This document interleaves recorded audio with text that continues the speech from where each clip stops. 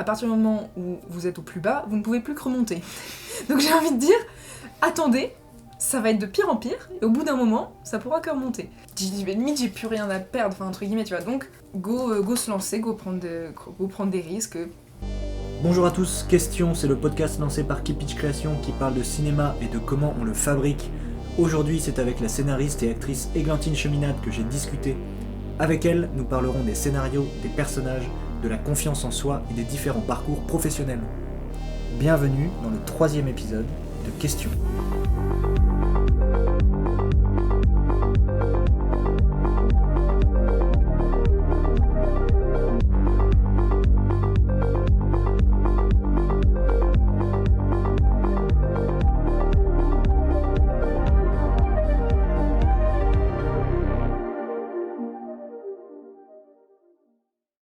Je trouvais que ça collait bien avec toi, avec qui t'étais, et puis avec les discussions qu'on pouvait avoir, et puis ta vision aussi du cinéma.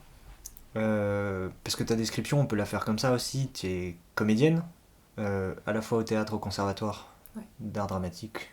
C'est comme ça que ça s'appelle. Conservatoire régional de Poitiers, je crois que c'est ça. Et en même temps au cinéma, dans des courts-métrages. T'as fait de la silhouette, t'as fait de la figure, t'as fait plein de choses. Et en même temps un peu de réal et pas mal de scénarios, en fait. En effet. Donc on est parti pour la première grande question. Je sais que t'adores passer des heures à décortiquer des scénarios, tu sais, très complexes, à réfléchir aussi aux structures scénaristiques. Du coup on commence très fort, mais pour toi, qu'est-ce que c'est qu'un bon scénario ? Je la sentais venir. Un bon scénario, c'est un scénario qui marche, j'ai envie de dire. Mais c'est... Par marcher, j'entends qu'il touche les gens. Mais ça peut toucher les gens de manière très différente en fonction du public. C'est-à-dire que le scénario, il peut être très précis dans sa construction, il peut être très travaillé. Par exemple, si t'as des personnages qui sont pas forcément hyper attachants, et ben le scénario il va peut-être pas marcher, tu vois. Ou en tout cas pas marcher pour tout le monde. À l'inverse, tu peux avoir des personnages ou des intrigues avec plein d'émotions et qui pourtant, quand tu regardes, elles ont aucune logique. Et dans ce cas, il y a trop d'incohérences et pareil, ça te fait sortir du truc. Donc je pense qu'un bon scénario, ce sera un scénario qui est équilibré, mais ça peut jamais être complètement objectif, un bon scénario. Ça fait forcément appel au ressenti de la personne qui, soit qui lit le scénario, soit qui regarde le film une fois terminé. Mais pour moi, un scénario, ça va vraiment être quelque chose où, pour que je considère qu'un scénario soit bon, il faut vraiment que je me sente à la fois touchée par les personnages. Les personnages, c'est super important. Pour moi, c'est un des aspects les plus importants, justement, dans une histoire.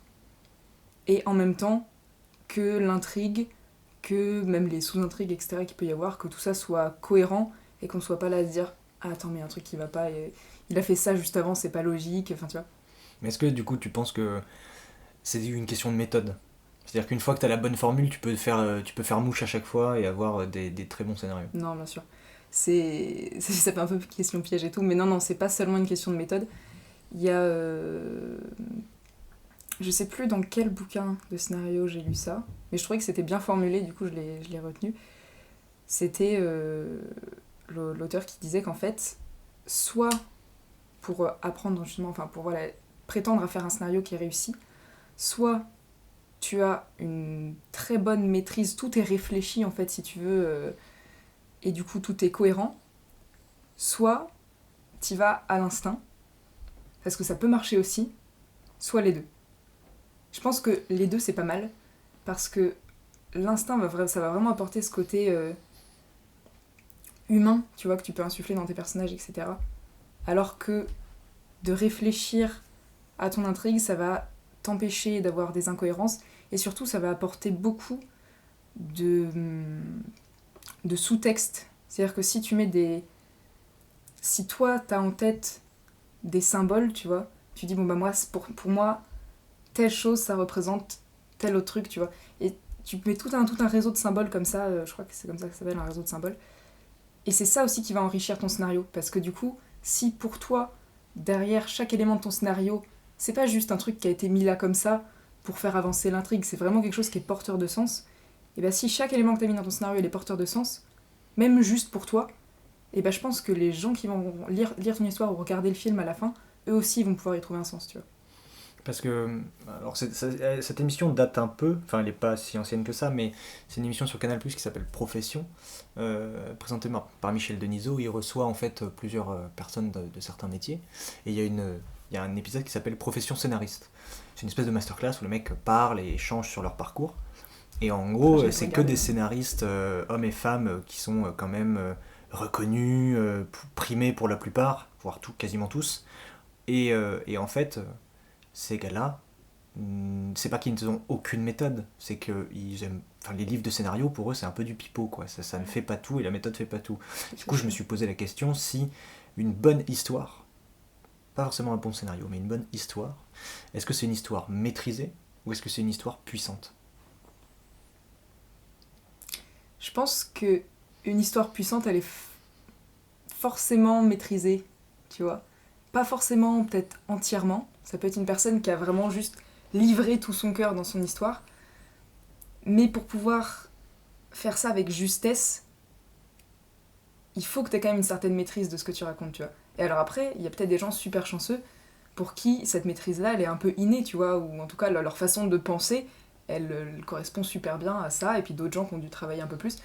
Moi, j'aime bien lire des livres de scénario, parce que je trouve que ça apporte des idées et des conceptions parfois qui sont différentes déjà en fonction de l'auteur, en fonction du livre. Du coup, ça te permet d'avoir plusieurs points de vue sur des choses qu'on peut te répéter, qui sont assez connues. Tu vas voir par exemple les trucs de la poétique d'Aristote, etc.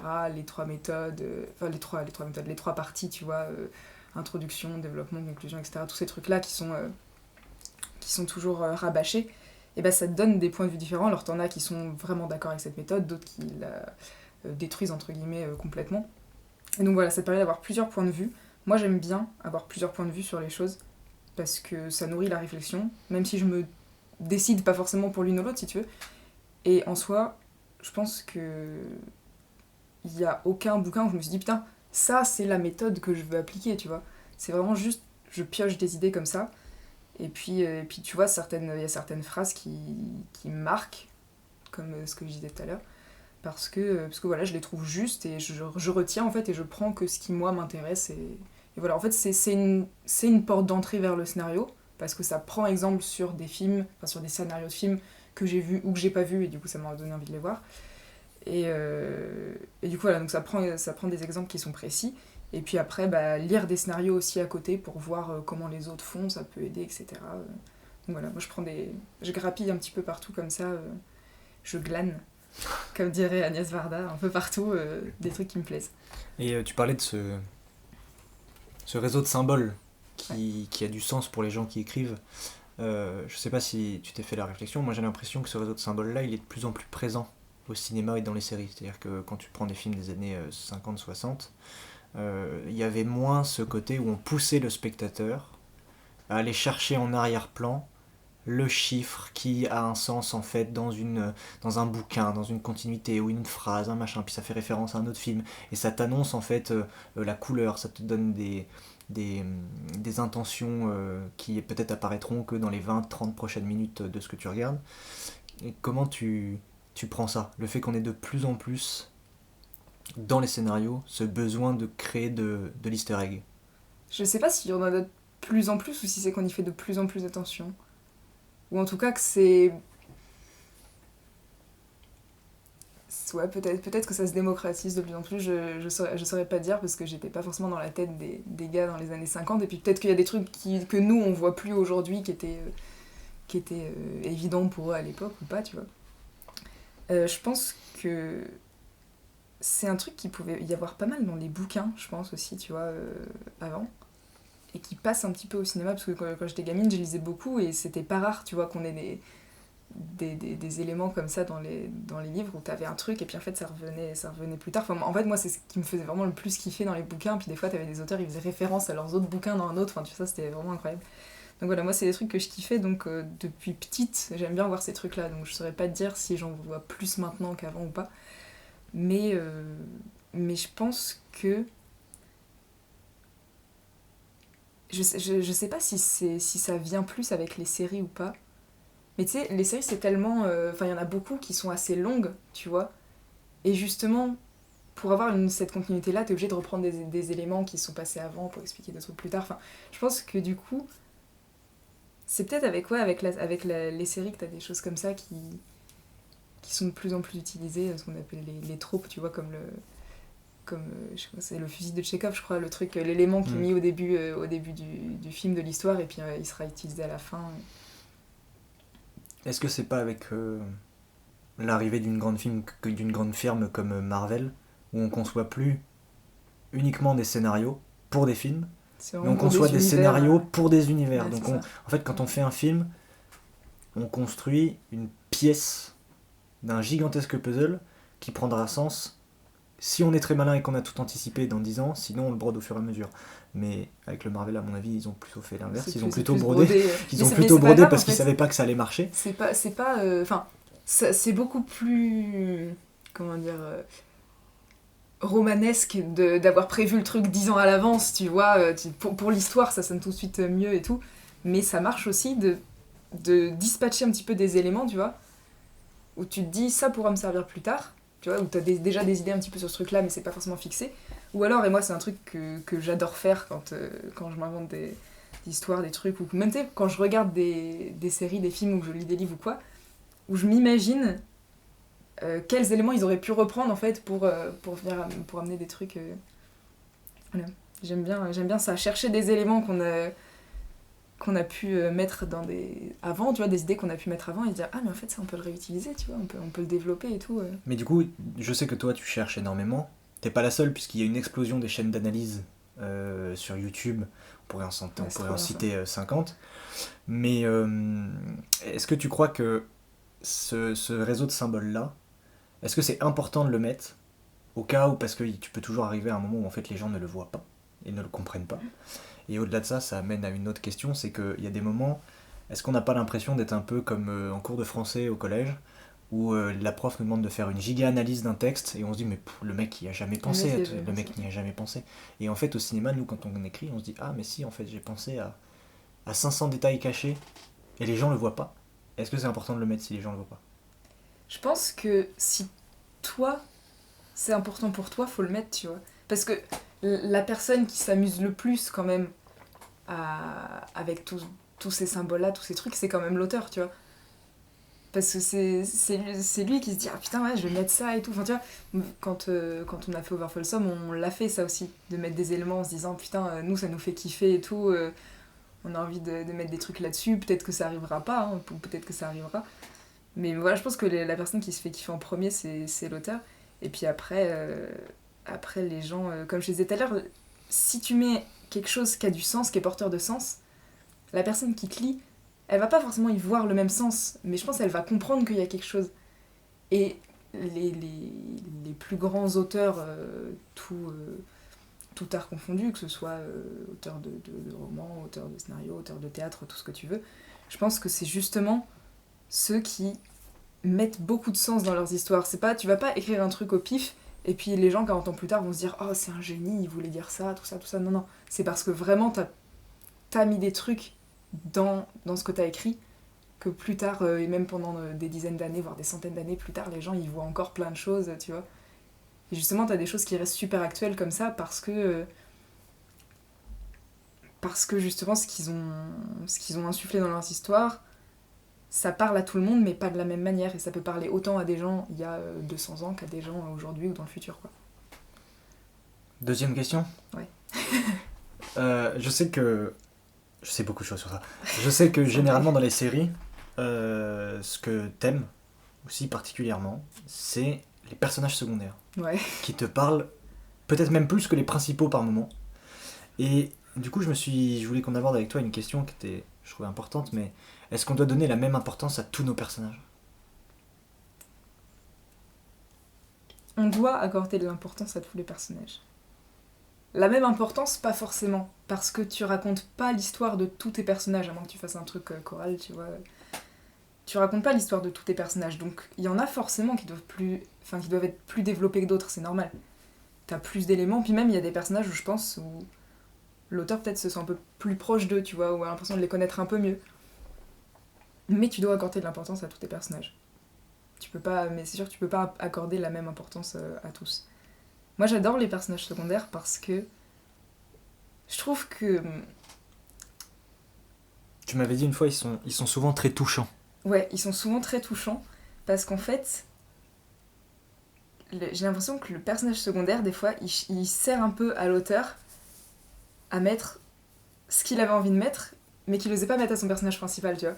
Parce que le personnage principal, dans une structure, on va dire, un peu classique, faut quand même qu'il soit un minimum héroïque, ou en tout cas un peu cool et tout, puis t'as des défauts qu'on n'a pas forcément envie de lui mettre, parce qu'on dirait que ça va le rendre un peu ridicule. Et souvent, t'as des personnages secondaires, justement, qui sont un petit peu ridicules, tu vois, ça va être l'ami un peu loufoque, ou des trucs comme ça, enfin... C'est vraiment ce personnage-là qui se prend un peu la poubelle, des fois, des trucs qu'on avait envie de mettre.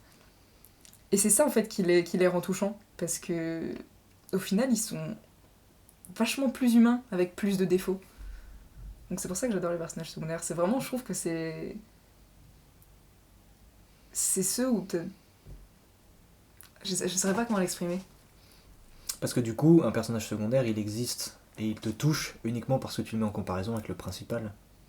Il serait seul, est-ce que ça aurait le même intérêt ? Est-ce que ça te toucherait pareil ? Je sais pas, vu que tu me connais bien, je sais pas si t'as écrit des trucs sur la série Dark Gently. Arrête, tu vas niquer mes jeux. Arrête, tu vas foirer mes plans. Donc je vais pas trop en parler, mais tu sais, tu parlais tout à l'heure des analyses et tout, des chaînes d'analyse et tout. Cette série-là, j'en ai regardé des analyses, et t'as une personne qui a dit un truc que j'ai trouvé super juste. Elle a dit, en fait, tous ces personnages-là, ils sont tellement attachants dans cette série parce que ils ont tous des défauts. En fait, c'est comme si c'était que des personnages secondaires dans cette série. Tu prends la série porte le nom d'un personnage, et pourtant celui que tu suis le plus, c'est pas lui. C'est l'autre. C'est l'autre, Okay. tu vois. Il y a un peu, vu que c'est un peu des enquêtes, etc., t'as un peu la dynamique Sherlock Holmes, Watson. Et bah, c'est comme si le film s'appelait Sherlock Holmes, mais que tu suivais l'histoire de Watson. Ce qui est un peu le cas dans la série Sherlock. Dans la série on Sherlock, est voilà. beaucoup sur Martin Freeman, et pas trop... Voilà. Enfin, pas trop. Et Sherlock est hyper important. Mine de rien, je trouve que c'est une dynamique d'histoire qui marche super bien. Enfin, moi, j'aime beaucoup. Parce que... Il y a un autre terme qu'on entend énormément, que ce soit pour les personnages principaux, mais surtout pour les personnages secondaires. Crois-tu en l'existence des personnages fonctions ? Je pense qu'un personnage, justement auquel t'aurais pas accordé beaucoup d'importance, il peut se retrouver dans ce que t'appelles le personnage fonction. Mais je pense pas que quelqu'un qui ait envie d'écrire une histoire ait envie d'écrire des personnages fonctions. Tu vois ? Si on prend... j'ai pas d'exemple, mais voilà. Prenons l'exemple de quelqu'un qui écrit une histoire à laquelle il a pas forcément beaucoup réfléchi. Enfin, tu vois... T'es ado, t'écris une histoire, tu vois, ça nous est tous arrivé. Bah, ça m'est arrivé d'écrire des histoires quand j'étais ado qui étaient pourries, tu vois. Parce que tu te lances dans le truc, tu réfléchis pas. Et je pense que voilà, t'as des fois tu dis, oh, bah, je veux faire avancer mon histoire dans ça, donc je rajoute tel personnage, machin. Mais si t'as pas accordé d'importance à ton personnage, peut-être qu'il peut tomber dans le personnage fonction, mais personne n'a envie d'écrire des personnages fonctions. Mais surtout, se dire, bah, je vais en mettre un juste là pour occuper, quoi. Est-ce que c'est pas que, en écrivant des personnages, on peut y retrouver un archétype qui fait office de personnage fonction ? Personnage fonction, on entend souvent le mentor, les trucs comme ça. Mais les archétypes, c'est pas négatif. C'est pas négatif, mais du coup, le mot personnage fonction, quand on te le sort, ça c'est négatif, et je trouve ça un peu con comme principe, parce que, au final, tous les personnages répondent à une fonction. Puisque le protagoniste, le personnage que tu suis, t'auras beau en faire ce que tu veux, sa fonction, c'est quand même de te faire... C'est le prisme par lequel tu regardes le récit et par lequel tu ressens ce que lui ressent. Ce qu'on appelle... je pense que ce qu'on désigne par personnage fonction, c'est justement un personnage qui reste dans son archétype, qui n'est là que pour apporter un élément, et tu vois, où c'est visible que ce personnage-là, il n'a pas été travaillé, il n'a pas été réfléchi, etc. Et parce qu'un personnage qui marche, mine de rien, même si c'est un archétype, bah, il peut sortir de son archétype, il n'est pas que son archétype, tu vois. Il répond sûrement à un archétype, et tu peux prendre n'importe laquelle de tes histoires préférées, tu vas trouver plein de personnages qui répondent à des archétypes, mais ils sont pas que là pour ça. Et ils ont l'air humains quand même, tu vois, ils ont des émotions, ils ont des sentiments, et justement, ce qui est rigolo des fois avec les archétypes, c'est d'en jouer. C'est de prendre un archétype, et de prendre, je sais pas, un trait de caractère qui va complètement à l'opposé de ce truc-là, ça c'est marrant. Tu peux, les archétypes, c'est des bases, c'est des fondations, voilà, qui sont... À force d'analyse, à force de recherche et tout, on a fini par les catégoriser, mais on pourrait très bien ne pas catégoriser les personnages aussi. Mais non, les archétypes, c'est absolument pas négatif. Et les personnages fonctions, comme tu le dis très bien, tous les personnages ont une fonction. Donc en soi, ça devrait pas être négatif non plus. C'est ce qui est connoté derrière, en fait, qui est négatif dans l'esprit des gens. C'est que personnage fonction, ça fait un peu personnage qui est plaqué là parce qu'il fallait un gars. C'est ça, voilà. Il fallait quelqu'un pour annoncer la mauvaise nouvelle. Bon bah pouf, t'as mis un mec qui a annoncé la mauvaise nouvelle. Finalement, c'est quelque chose, on y reviendra, mais c'est quelque chose qu'on pourrait appeler non organique à l'intrigue. Et partant de ce postulat, comment est-ce qu'on écrit un bon personnage ? Un bon personnage principal et un bon personnage secondaire. Pour écrire un bon personnage principal, tu l'écris comme un bon personnage secondaire. Non, plus sérieusement, tu l'écris... J'en sais rien. Je peux pas donner... on revient à l'idée de tout à l'heure des bouquins de scénario. Il n'y a pas une méthode, il n'y a pas un truc, en fait. C'est pour le coup, pour les personnages, je pense que c'est l'instinct qui prime sur la méthode. Parce que... Normalement, la personne qui écrit ça, elle est humaine. Normalement, dans sa vie, elle a côtoyé d'autres humains. Donc je pense que, partant de ce postulat-là, elle a assez de matière pour créer des personnages qui soient humains, quoi, tu vois. Il n'y a pas besoin de te gaver de livres et d'appliquer à la lettre chacune de leurs paroles, quoi. Comment on... Je vais pas dire comment, parce que on dit depuis tout à l'heure qu'il n'y a pas de méthode, donc ça sert à rien. Mais qu'est-ce que c'est que cette notion d'organique ? Parce que, pour expliquer, quand on parle tous les deux de scénario, on parle quand même vachement souvent, et on entend très souvent parler, même quand j'étais en résidence d'écriture, ça se disait énormément, ce côté, il faut que ce soit organique. Qu'est-ce que c'est ? Organique, c'est comme le fonctionnement de ton propre corps. En fait, d'où le nom organique, je suppose. C'est vraiment quelque chose qui va paraître naturel. Ça n'a pas l'air fabriqué, si tu veux. Alors, une histoire, c'est fabriqué. Tu vois, c'est fabriqué de plein de petits éléments, des idées de l'auteur, etc. C'est un truc... De base, c'est un truc qui n'existe pas, une histoire, à moins que ce soit basé sur des faits réels, et encore, c'est souvent romancé, etc. Donc, dans tous les cas, une histoire, c'est fabriqué. Mais... Lui donner un aspect organique, c'est justement faire en sorte que cette fabrication-là, on la voit plus, et que tout semble se dérouler et tout semble découler, tu vois, de quelque chose de naturel. Donc, ton corps, il est composé de plein de choses. T'as la peau, t'as les muscles, t'as les os, t'as ton cerveau aussi, etc. T'as tes organes, tout ça. Et en fait, la métaphore qui est souvent prise pour décrire une histoire organique, c'est de comparer certains des outils qui te servent à écrire son histoire à des éléments de ton corps. Donc on va dire, la structure de ton histoire, c'est-à-dire l'ordre des événements, ça va être le squelette. Les personnages, ceux qui font avancer ça va être les muscles. Enfin, tu vas avoir plein de choses comme ça. Donc organique, c'est un terme un peu métaphorique, justement, pour désigner une histoire dans laquelle tu vas être vraiment pris parce que, justement, elle paraît naturelle. Et que t'as pas des personnages qui ressemblent à des personnages fonction, où tu regardes l'histoire et tu dis pas alors lui c'était l'archétype, là on vient de passer le point de tel... Merde, j'ai perdu le terme. Tel acte ? Ouais, pas les actes, mais point de non-retour ? Oui, l'idée du point de non-retour. En gros organique, pour paraphraser ce que tu viens de dire, organique, c'est un scénario où le spectateur n'a pas la décomposition mathématique qu'on a à la création.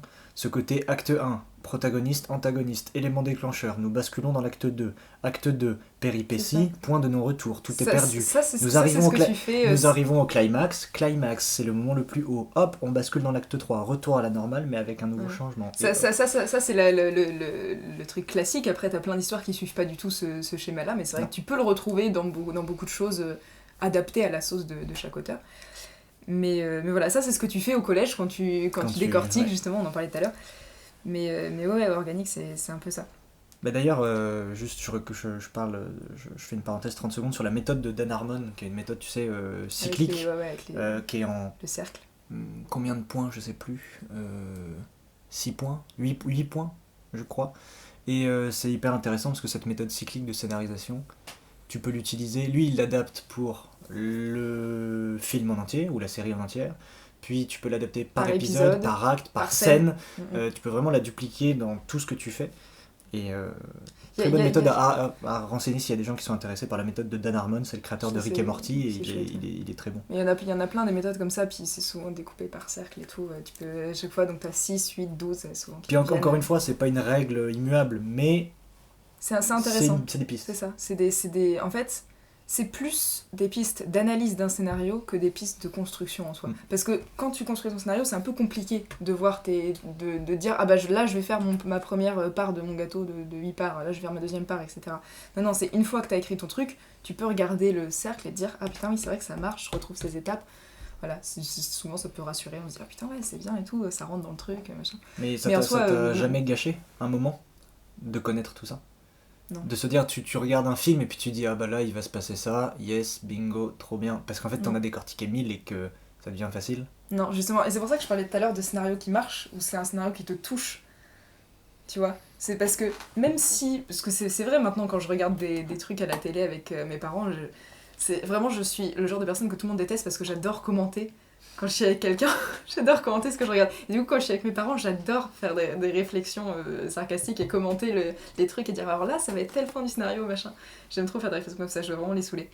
Mais en soi, non, quand je suis toute seule, je profite vraiment à fond de ce que je regarde. Et en fait, ouais, ça me touche presque d'autant plus, en fait. Parce que justement, je me dis... Putain, c'est bien joué, tu vois, il y a des moments avec l'intrigue, justement, je me dis, c'est vraiment bien foutu. Quand t'as un des trucs les plus casse-gueule possibles dans un scénario, c'est-à-dire des boucles temporelles, quand t'as des boucles temporelles et que je vois que le truc est cohérent, je me dis, putain, c'est bien foutu, tu vois. Et ce qui arrive rarement, quand même. Enfin... Ce qui arrive rarement, mine de rien. On reparlera pas de Tenet, de toute façon, j'ai pas compris, donc... donc je veux pas porter de jugement parce que j'ai pas tout compris. Mais voilà, c'est des trucs qui sont hyper complexes.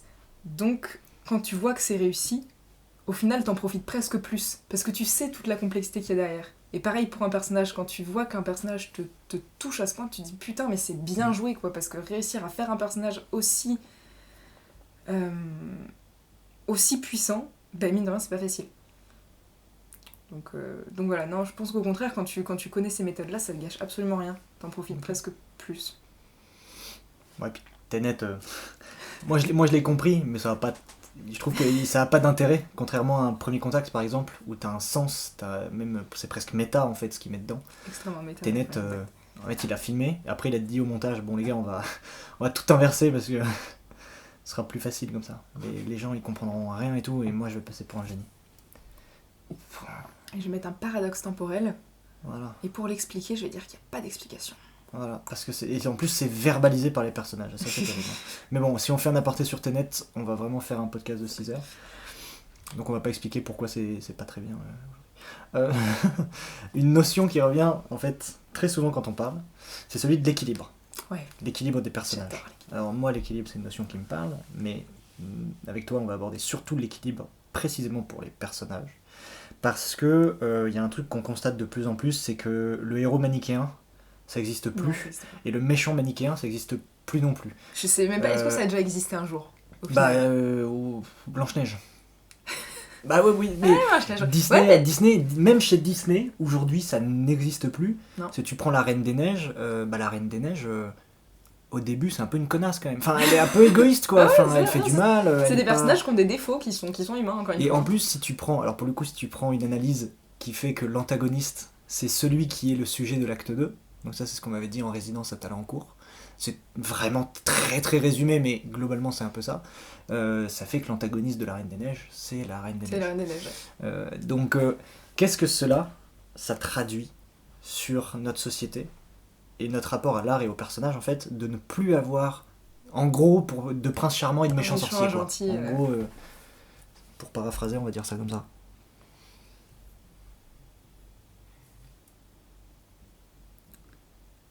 Il faut quelques secondes pour intégrer le... Ouais, parce que je trouve que c'est un concept, ça marchait pendant la guerre froide. Il y a les gentils américains et les méchants russes. Et puis en fait, méchant gentil aujourd'hui, ça veut rien dire. On peut revenir un peu à l'idée de catharsis, qui est pareil, qui est vachement connue aussi par tous les gens qui écrivent et tout. C'est que si t'as un truc méchant gentil,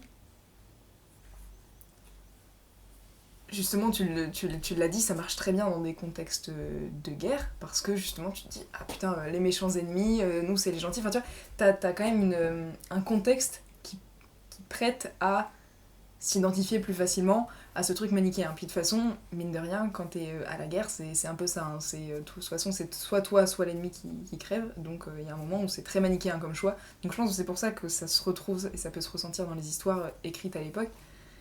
Mais mine de rien, dans la vraie vie, la guerre fait partie de la vraie vie, mais chez les êtres humains, il n'y a personne qui est 100% bon, 100% mauvais. Enfin, tu vois, c'est quelque chose qui n'existe pas. On a tous des défauts, des qualités. Donc, une histoire, c'est pareil.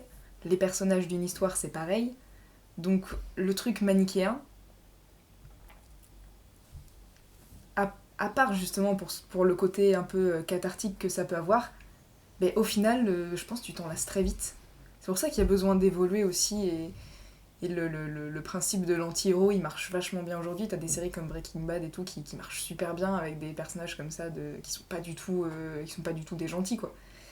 Mais qui marchent vachement bien justement parce que il y a pas besoin qu'un personnage soit gentil pour qu'on l'aime.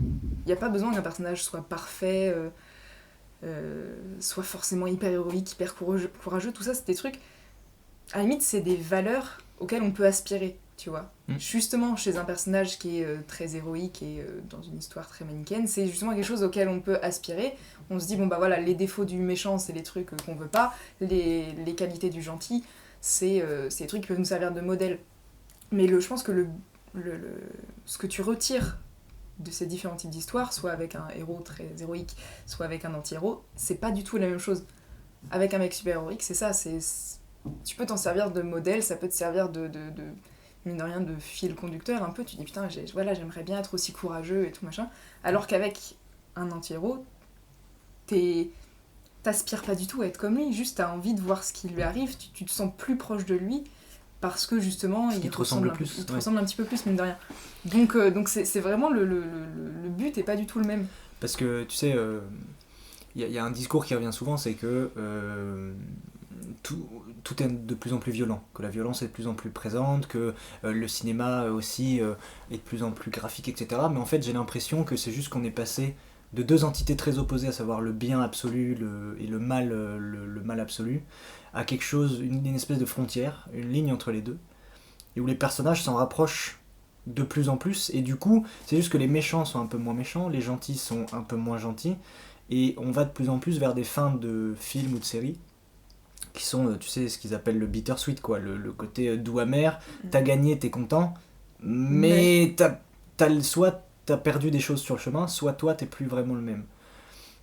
Et je suis pas sûre que les gens, comment dire, enfin techniquement on voit de plus en plus de violence, mais c'est pas parce que les gens sont de plus en plus violents, c'est juste parce qu'il y a de moins en moins de censure. Tu vois, dans les années 50, tu pouvais pas faire des gens qui se battent, tu pouvais pas faire du sang, tu pouvais pas filmer des... Voilà, bon, t'avais des... Comment il s'appelle, le code Hays ou je sais plus quoi. Ouais, le code Hays, ouais. Juste pour dire que voilà, en fonction des époques, ça change. Je pense que certaines époques, t'avais quand même plus de sujets qui étaient abordés en lien avec le contexte actuel, etc. Et c'est vrai qu'aujourd'hui, mine de rien, tu peux plus censurer grand-chose. C'est con, hein, mais avec les réseaux sociaux, avec Internet, etc., tout le monde peut tout dire, donc tu peux plus vraiment censurer qui que ce soit. Et je pense que cet état d'esprit-là, il se ressent aussi dans ce qu'on fait. Donc voilà, on peut montrer de la violence au cinéma, donc on le fait. Avant, si on le faisait pas, c'est parce qu'on ne pouvait pas. Donc je pense que c'est juste ça, c'est pas que les gens deviennent plus violents ou quoi que ce soit. Non, moi c'est pas ce que j'ai dit. Je parlais Ouais, plus non, du bien fait sûr. que tu sais que. Non, mais je pense qu'il y en a qui peuvent penser ça, tu vois, Mais- que les gens deviennent de plus en plus violents parce qu'on voit de plus en plus de violence, c'est faux. C'est parce qu'on peut la montrer. Et voilà. Et si on a envie de la montrer, ça veut pas dire que on a envie de la faire. Au contraire. Mais Tu vois, du je pense coup, que la montrer, ça peut aussi être un moyen, encore une fois, un peu cathartique de voilà, la violence qu'on peut avoir en nous, mais qui est même pas forcément de la violence physique, ça peut être des sentiments très violents qu'on a en nous. Ouais, c'est ça, c'est vraiment un tout. Il y a plein de choses qui changent. Il y a plein de choses qui changent très vite, surtout aujourd'hui. Donc c'est aussi pour ça qu'on a autant de choses qui se créent, tu vois. C'est que je pense que dès que... Enfin, pour que la société change, il y a besoin de créer. Et il y a besoin de créer quand la société change. Enfin, tu vois, c'est vraiment... ça se répond comme ça, et je pense que c'est même... Ça peut être super intéressant, anthropologiquement, si je dis pas de bêtises avec les mots, d'analyser des films de certaines époques, parce que tu retrouves vachement du contexte, en fait, dans les films. Mais c'est normal. 4e grande question, il va falloir qu'on accélère un chouïa. Mais en tant que jeune réalisateur, scénariste, aspirant cinéaste, mettez l'adjectif que vous voulez, on a presque tous entendu la phrase, déjà ça a déjà été dit par plein de gens, écris sur ce que tu connais ou sur ce que tu as vécu. Qu'est-ce que tu penses de cette phrase ? Je pense que c'est à la fois un très bon conseil et en même temps le pire conseil que j'ai entendu. C'est terrible, hein. J'ai vraiment cette phrase, parce que je l'ai entendue aussi, bien sûr, je l'ai lue, je l'ai entendue, voilà. Je ne sais pas quoi en faire, en fait. Quand je me retrouve avec cette phrase entre les mains, je fais très bien. Ça ne me sert pas. Je sais pas, je sais pas quoi en faire. Parce que tu te dis, sur ce que j'ai vécu, ce que j'aime, je sais pas. Ouais, franchement, je vais te dire, hein, je me suis posé la question, je me suis dit, putain, mais le premier truc qui me vient, moi, le truc que j'ai le plus fait dans ma vie en sport, c'est de l'équitation. J'ai pas envie d'écrire Grand Galop, si tu veux. Hein. Donc, non, enfin, tu peux écrire sur tout ce que tu veux, en fait. C'est surtout que quand t'as 20 ans, t'as pas vécu la même chose qu'un mec quand t'as 50. Quand t'as 50. Et même quand t'en as 50... C'est sûrement pour ça que des gens de 50 ans écrivent. Il y a de grandes chances de bien meilleurs scénarios que des gens de 20 ans. Alors ça dépend s'ils ont commencé à 50 ans ou s'ils ont commencé à 20 ans et que ça fait 30 ans qu'ils en écrivent, si tu veux. Mais je pense que quelqu'un qui commence à 20 ans, qui se retrouve à 50, écrit de bien meilleures choses que quelqu'un qui vient de commencer, quoi. Mais du coup, est-ce que écrire sur ce qui nous plaît, ça suffit ? Je pense. Écrire sur ce qu'on a envie, ça suffit. En fait, ça fera pas forcément un scénario excellent, mais tu écris sur ce que t'as envie, en fait, tout le temps. Enfin, je veux dire, quelqu'un qui écrit sur une chose où il a pas envie d'écrire dessus, ça veut rien dire, c'est pas français. Dans tous les cas, ça peut pas faire un bon scénario. Ça, c'est sûr. Par contre, quelqu'un qui écrit sur une chose sur laquelle il a envie d'écrire, ça peut faire un bon scénario. Ce sera pas forcément le cas, mais au moins il y a des chances.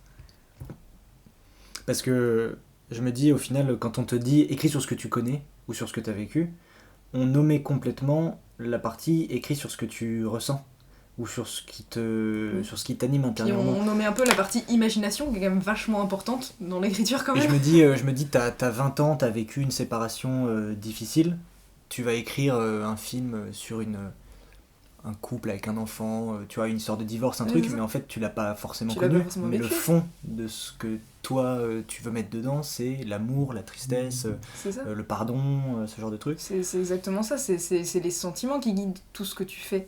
Il y a quasiment que ça qui importe.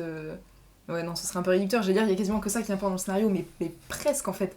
Parce que si t'as zéro sentiment, j'ai un truc tout bête, mais je repensais à Ad Astra, on était allé le voir au ciné, et Ad Astra, c'est terrible parce que c'était magnifique. Enfin, vraiment, c'était très beau, tu vois, esthétiquement et tout. Enfin, il y avait plein de bons points. Et puis, mine de rien, ben, j'ai rien ressenti, en fait. Le personnage, vraiment... Enfin, je sais pas si ça avait été fait exprès ou non, je me rappelle plus, parce que ça fait un moment. Mais je m'étais dit, putain, mais si le but, c'était qu'on ne s'identifie pas au personnage, qu'on ne ressente rien pour lui, etc., bah c'est super bien réussi. Parce que, vraiment, je te jure, genre, je savais... Mais c'est comme la phrase écrite sur ce que t'as vécu. Je ne savais pas quoi en penser, j'étais là, mais très bien, j'ai vu une très belle histoire, ça aurait été vachement bien que je ressente un truc, quoi. C'est quoi les grandes questions que tu poses au travers de tes créations? S'il y en a, ça c'est pas dit. Enfin, chacun a ses méthodes. Jeff Nichols parle énormément de la paternité, par exemple. Mais est-ce qu'il y a des grandes questions, des grands thèmes que t'aimes bien mettre dans tes créations? Alors moi, la paternité, pas trop. Moi, ça, à la limite... ça. Un truc qui me plaît et sur lequel j'aime beaucoup réfléchir, c'est vraiment...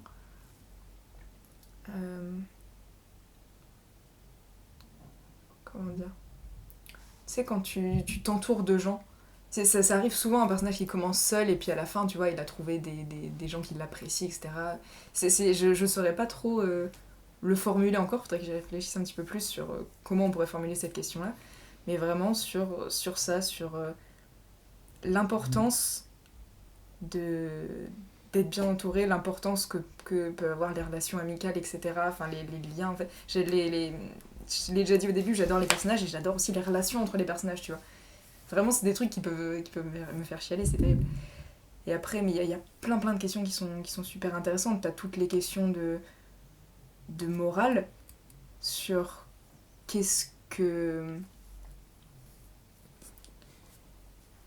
par exemple, comment un personnage qui peut avoir de très grandes valeurs morales, de bienveillance, etc., peut se retrouver à les envoyer complètement valser, tu vois, pour autre chose, par exemple. Putain, oui. Ce serait vachement intéressant comme question si tu sais, je pouvais prendre une journée pour tout formuler et tout. T'as choisi de pas savoir les questions. Ouais. C'est dur, ça, putain. Ouais, je choisis pas des questions faciles, mais après je les personnalise en fonction de chacun, donc j'essaie de faire un truc aussi où vraiment... c'est terrible, parce que je sais très bien que ce soir, quand je vais rentrer, je vais faire « Oh putain, tu sais, je vais avoir une liste de 40 questions comme et tout, comme Baptiste Azadeval, qui m'envoie des messages pour me dire « Putain, j'aurais pu parler de ça !» Je vais avoir une liste de 40 questions, je vais être là « Putain, mais oui, bien sûr !» C'est dommage. Il y en a plein. Non, vraiment, mais il y en a pas mal. Ouais. Il y en a plein. Mais je sais qu'il y en a plein, mais partons déjà de ce truc-là d'être bien entouré, de se sentir... En fait, c'est les premières auxquelles j'ai pensé. Se sentir important dans un groupe. Ouais. Trouver sa place, en fait. Tu vois, vraiment trouver sa place. C'est ça qui est important. C'est comme ça qu'on peut le formuler. Et attendre son moment. Mais mine de rien, il faut pas attendre tant que ça. Ah. Parce que si tu restes dans l'attente, tu fais rien. Il faut quand même agir, tu vois. Il faut quand même faire un truc.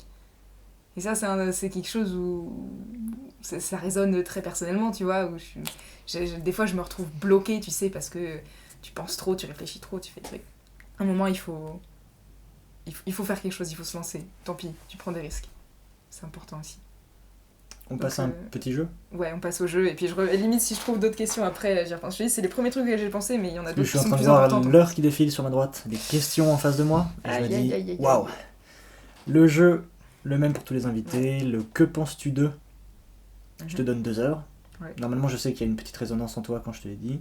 Et tu expliques ce que ça t'évoque, pourquoi tu les aimes. Ouais. Mais il y en a une que t'as niqué tout à l'heure, donc c'est pas grave. C'est une création de Douglas, sur un livre de Douglas Adams. Ouais. Ça s'appelle Dirk Gently et c'est une série. Parle-nous de Dirk Gently, vite fait. Très vite fait.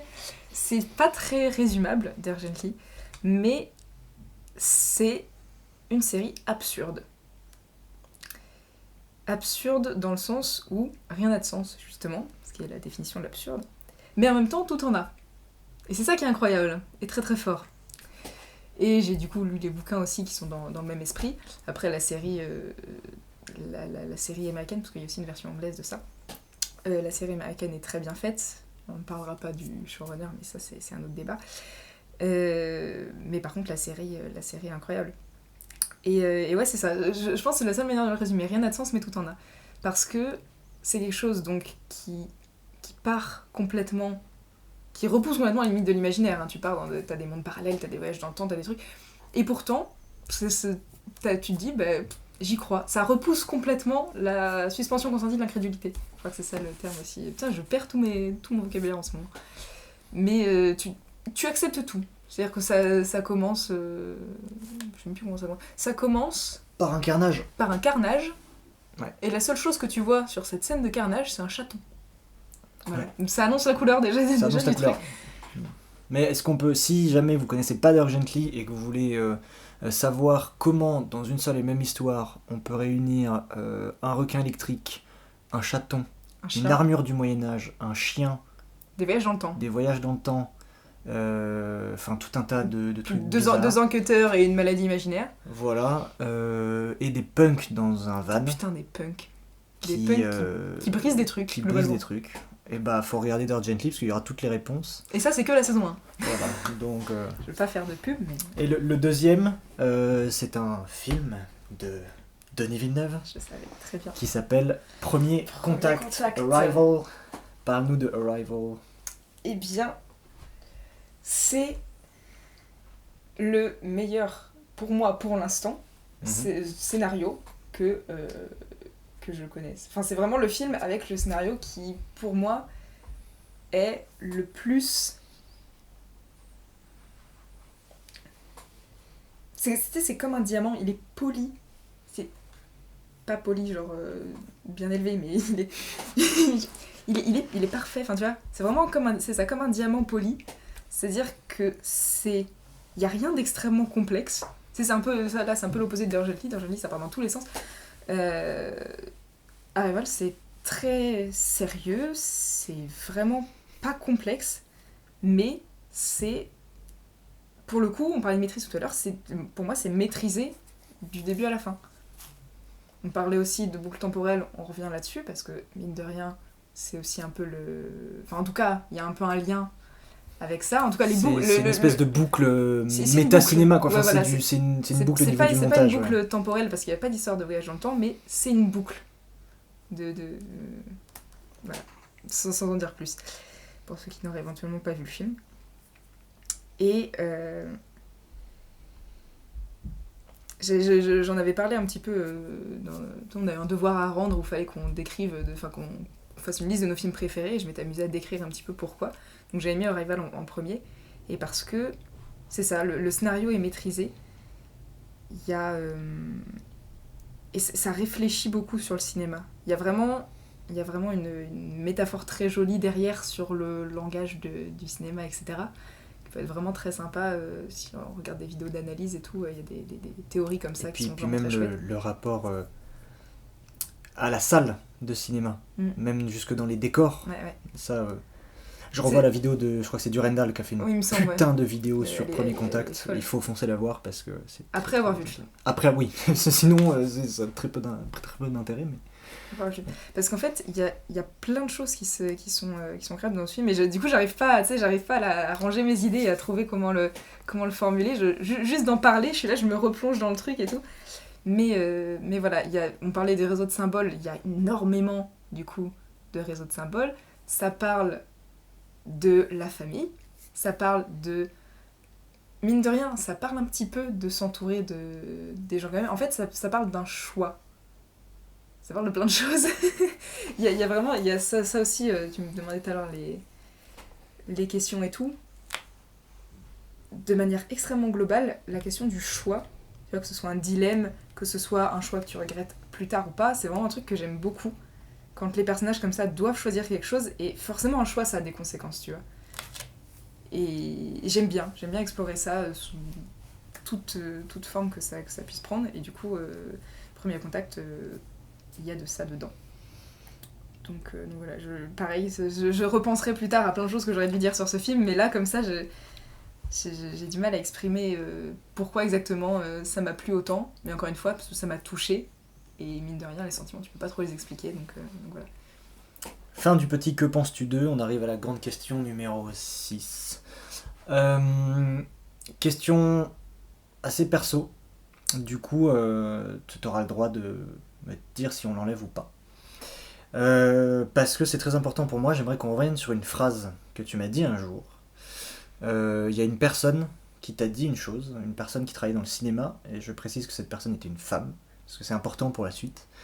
Cette personne, elle t'a dit à toi qu'en tant que femme dans le cinéma, tu devras faire un choix un jour entre ta carrière et tes enfants, sous-entendu ta vie de famille.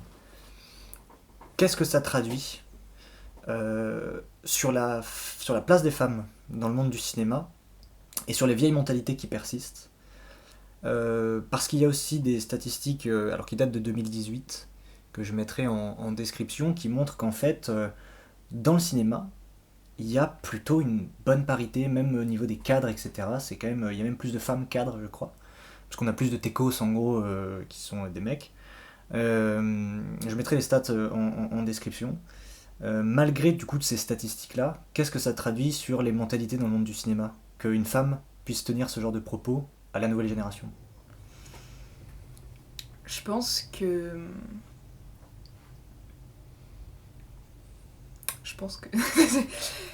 bon, déjà, j'ai pas du tout été d'accord avec ça quand on me l'a sorti.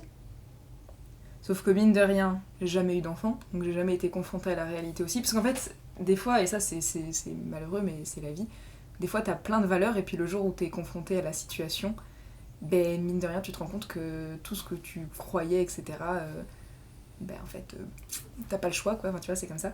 Je pense qu'il y a le problème... Enfin, le problème.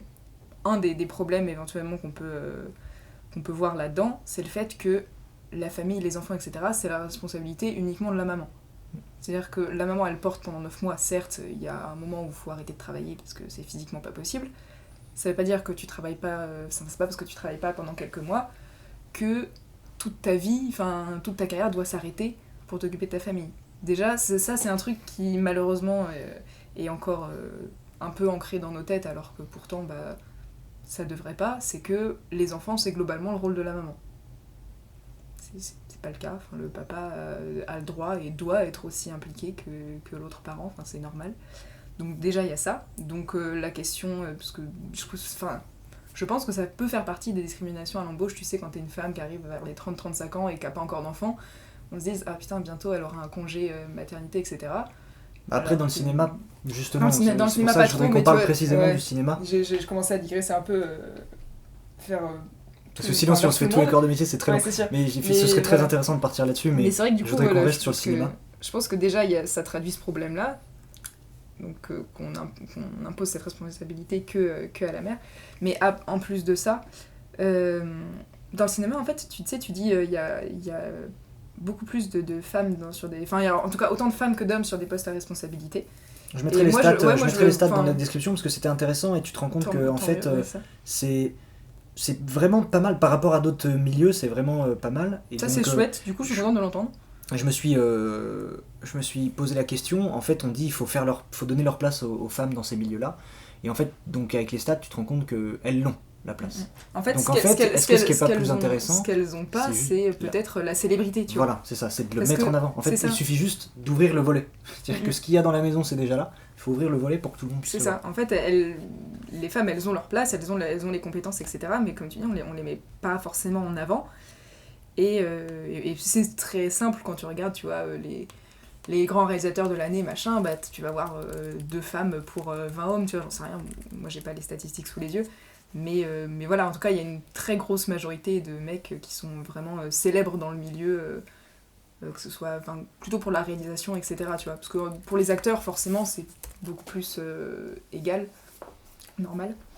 Mais et encore, quoique, j'en sais rien, faudrait des stats là aussi. Mais je pense. Mais voilà, en tout cas, on met peut-être pas assez leur travail en avant, mais ça bouge, ça aussi, ça bouge, tu vois. Beaucoup en ce moment. Et moi, j'ai beaucoup d'espoir pour le futur, pour... peut-être pas tout de suite, parce qu'on veut tout de suite, tu vois, tout le temps. On veut que parce que tu dis ouais, les femmes elles ont leur place, qu'elles l'aient tout de suite. Ben, mine de rien, ça prend du temps de faire bouger tout ça, tu vois. Donc voilà, j'ai vraiment beaucoup d'espoir pour le futur, que jamais je me retrouve dans une situation où en fait je dois choisir entre fonder une famille et continuer ma carrière, tu vois. Là j'ai les stats. Alors plus d'hommes que de femmes, mais presque la parité chez les cadres. La population active française compte 52% d'hommes pour 48% de femmes, donc actives. Que dans le monde du cinéma ou dans le monde du travail en général ? Dans le monde du travail, là, population active. Alors que dans l'audiovisuel, le pourcentage des femmes est de 41%. Et même si les femmes sont plus nombreuses que les hommes, sont moins nombreuses que les hommes, elles accèdent proportionnellement plus aux postes de cadre que les hommes dans l'audiovisuel. Après, je pense que c'est des métiers qu'on voit pas, mine de rien. C'est pas, oui, mais c'est pas parce qu'on les voit pas que du coup ils sont pas là. Mais c'est pour ça que peut-être comment dire, C'est des métiers un peu invisibles, c'est pas des métiers qu'on va forcément mettre en avant, tu vois. La gérante de la société de prod, bon, c'est pas forcément elle qui va avoir son nom en gros au générique. Par contre, voilà, on pourrait mettre en avant un petit peu plus le travail des femmes réelles, tu vois, parce que je pense qu'il y en a beaucoup, et qu'au final, on a tendance un petit peu à leur porter moins d'importance, et que ça, faut que ça bouge aussi. Mais Là où les stats étaient importantes pour moi, c'est que ça veut dire qu'en fait, des femmes dans le milieu du cinéma, avec une moyenne d'âge d'ailleurs pour ces métiers qui sont de 35 ans environ, c'est-à-dire que des femmes de 35 ans qui commencent à avoir des enfants, bah en fait, il y en a plein. Il n'y a pas besoin ça doit mettre, pas une majorité, mais c'est une grande partie. Après le statut d'intermittent du spectacle étant pouvant être parfois très instable, tu vois, je comprends qu'il y en a qui fassent le choix de privilégier plutôt la famille et la stabilité plutôt que de continuer à bosser là-dedans, mais ça c'est le choix de tout un chacun, c'est pas forcément la responsabilité des meufs, tu vois, ça peut être le choix d'une femme comme ça peut être le choix d'un homme, surtout c'est le choix d'une personne, enfin t'as pas à l'imposer à quelqu'un. Non, et puis surtout c'est une histoire de couple, parce que je vais pas donner leur nom, mais s'ils m'écoutent, moi j'ai un couple d'intermittents du spectacle que je connais, que j'aime énormément, je vais les appeler Toto et Lulu. Ils ont des enfants qui ont notre âge, tu vois. Ils se sont jamais posé la question, enfin elle est assistante réelle, lui il est chef machinot. Ils se sont jamais posé la question, enfin ils ont alterné, ils ont bossé tous les deux, arrêté de bosser tous les deux, ils ont fait plein de trucs, ils se sont démerdés en fait. C'est ça, après c'est des choix de vie, c'est-à-dire que si une personne a plus envie de se consacrer à sa famille et se dit bon bah ma carrière j'ai plutôt envie de la mettre en parenthèse pour avoir une situation plus stable, libre à elle, tu vois, enfin je veux dire c'est sa vie, c'est son choix, mais c'est vachement décourageant comme parole de dire ça à quelqu'un et de dire ce sera comme ça. Non, ce sera comme j'ai envie que ce soit. Tu vois, ce sera pas comme telle autre personne l'a vécu, parce qu'en fait c'est ma vie et peut-être que je vais avoir un parcours similaire à d'autres gens, mais peu importe, ça veut pas dire que je vivrai ma vie pareil. Donc l'avenir dans le milieu du cinéma, tu le vois comme ça, tu le vois beaucoup plus malléable. Exactement, enfin, je peux pas, de tous les cas, je peux pas prévoir, je sais même pas si j'aurai des enfants un jour, enfin tu vois, il y a plein de questions que je me suis pas posées et j'ai envie de dire que pour le coup là on peut peut-être attendre le bon moment, tu vois, pour en parler, enfin pour l'instant c'est pas le moment, j'ai même pas, la carrière elle a même pas commencé encore, tu vois, on est en train de planter des petites graines un petit peu partout, mais avant de couper l'arbre faudrait le laisser pousser quoi, tu vois. C'était important pour moi qu'on aborde cette question là parce que je sais que ça t'avait blessé et à juste titre, et c'est vrai que c'est... Bah c'est très significatif, enfin, ça raconte beaucoup de choses une phrase comme ça. Ça raconte beaucoup de choses sur la vie d'une personne et la façon de penser d'une personne qui n'est pas censée influencer quelqu'un d'autre, enfin tu vois. Genre j'écoute les expériences de chacun, mais ça veut pas dire que ça m'empêchera de faire mon parcours comme j'ai envie de le faire. Est-ce que la réalisation, ça c'est une question très rapide, mais est-ce que la réalisation c'est... Parce que en fait j'ai beaucoup axé les questions sur la partie scénario et on va aborder la partie actrice. Mais entre les deux, je voulais placer une petite question, c'était est-ce que la réalisation c'est un avenir pour toi ?